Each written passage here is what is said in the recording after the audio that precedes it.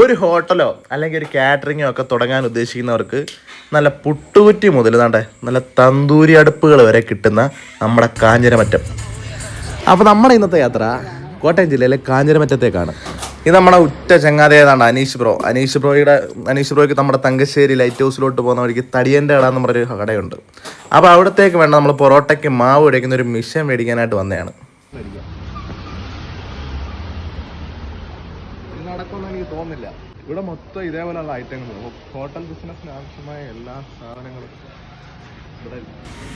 ഒരു ഹോട്ടൽ ബിസിനസ്സിന് വേണ്ട ചെറിയ സോസർ മുതൽ ആ ഹോട്ടലിനൊരു നെയിം ബോർഡ് വേണമല്ലോ, അതുവരെ കിട്ടും ഈ കാഞ്ഞിരമറ്റത്ത്. നമ്മൾ ആ പൊറോട്ടയുടെ മാവ് കഴിക്കുന്ന മിഷൻ നോക്കി പോയാൽ എങ്കിലും കുറേ കടകളിൽ കയറി ഇറങ്ങി ഒരു 1.5 കിലോമീറ്റർ ഇതുപോലുള്ള കടകൾ മാത്രമാണ്. ഇവിടെ ഞാൻ ഇങ്ങനെ പ്രതീക്ഷിച്ചില്ല, ഇത്രയും കടകളുണ്ടെന്നൊന്നും ഞാൻ പ്രതീക്ഷിച്ചില്ല.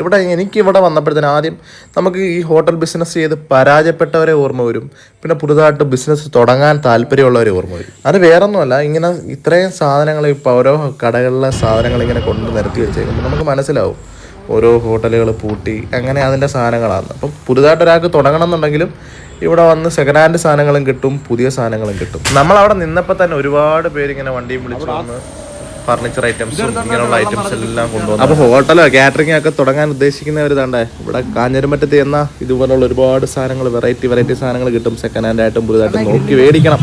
അപ്പോൾ നമ്മുടെ വീഡിയോ ഇഷ്ടപ്പെട്ടാൽ ലൈക്ക് ചെയ്തേക്കണേ.